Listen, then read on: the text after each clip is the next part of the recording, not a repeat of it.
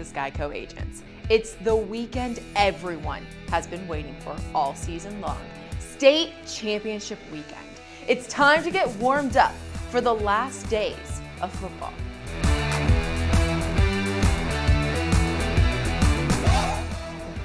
Six North Texas teams will be going for state titles the next 3 days, and many will go into their games as favorites. Let's preview some of the big games this weekend that you'll want to keep an eye out for.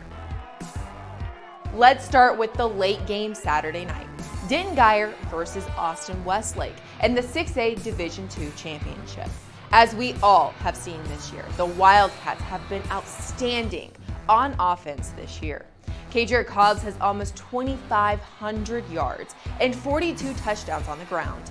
The senior is a smart, powerful back that never seems to wear down. Add to that Eli Stowers, who is a threat on the ground and in the air. And the Wildcats have averaged 6 touchdowns a game. During the regular season, only 3 teams have given them trouble. Alito, who is also in a state final, and Cedar Hill 2 times, including a remarkable comeback in round 2 of the playoffs that kept the Geyer title hopes alive. The third team that gave them trouble was Southlake Carroll, who gave Geyer their only loss. Carroll's head coach, Riley Dodge, is the son of Westlake head coach Todd Dodge. If you don't think Riley is in Austin right now, giving up all the secrets and plays that worked for him to his dad, then you're crazy. Geyer is going to have to control the line of scrimmage to win this one. Rematch time in 6A Division I as Duncanville and Galena Park North Shore will revisit an absolute classic from last year. We don't need to remind you what happened last year, but we will. The Panthers were seconds away from a title with a 36-35 lead, but Demetrius Davis hit A.J. Carter with a Hail Mary to win it for North Shore and break the hearts of the City of Champions. The Panthers have adopted the mantra, unfinished business, for the 2019 season and have been dominating each and every opponent to the tune of a 15-0 season. However, Duncanville took a major blow last week when starting quarterback Jaquindon Jackson suffered a major knee injury in last week's win over Rockwall. If Jackson cannot play Saturday, it will be a tough task for this offense to be as dynamic as it has been all season. Running back Tristan Smith and playmaker Roderick Daniels will need to make things happen to take the pressure off the freshman backup quarterback Chris Parson. What could really make things easier for Parson is the play of Duncanville's elite defense. This is where the Panthers could really make their mark if they want to win a title.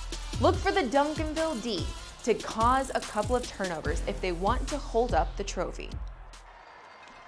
Denton Ryan finally got past the state semifinal round after 3 years of trying.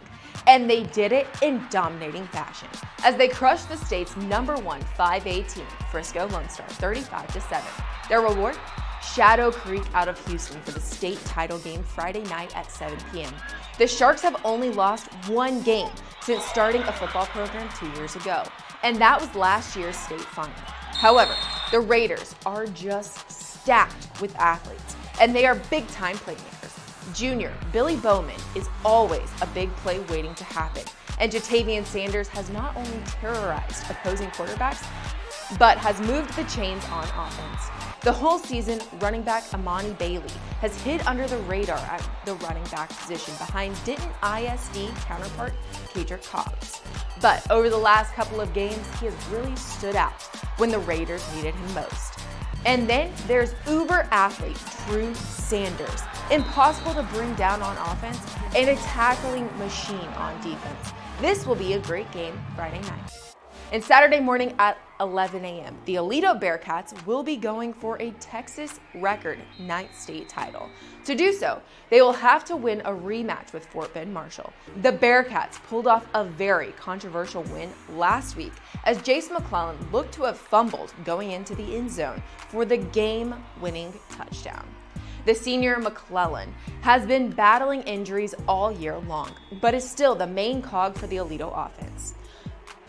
Look for junior JoJo Earl to be the X factor in this game if the Bearcats are to win.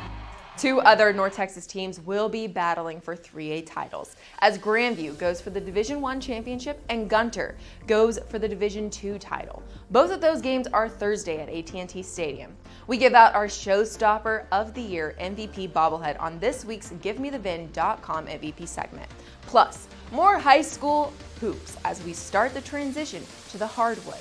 But before we go, it's time for the extra point. Marvin Mims and Lone Star's season have come to an end, but Mims made history once again. Versus Highland Park, Mims broke the most yards in a single season record. Well, against Denton Ryan, he broke the state record for most receiving yards in a career that was formerly held by Jordan Ship. The wait is finally over. National Signing Day was on the 18th, and E.J. Smith announced where he'll be taking his talents for college. It's something new. Nobody in my family has went to Stanford. Just being able to have the opportunity like this is great. The ability to have so many doors open for me after football, it's a blessing to have. That's all we have for this week's episode. To stay up to date with all things inside high school sports, follow our social accounts. We have Facebook, Instagram, YouTube, and Twitter. That'll get you ready for the highlight of the sports weekend. Wingstop Inside High School Sports, Saturday at 6:30 p.m. on NBC5, hosted by Pat Doney. Thank you for watching The Warmup, presented by your local North Texas GEICO agents. To find the office nearest you, go to geico.com/DFW.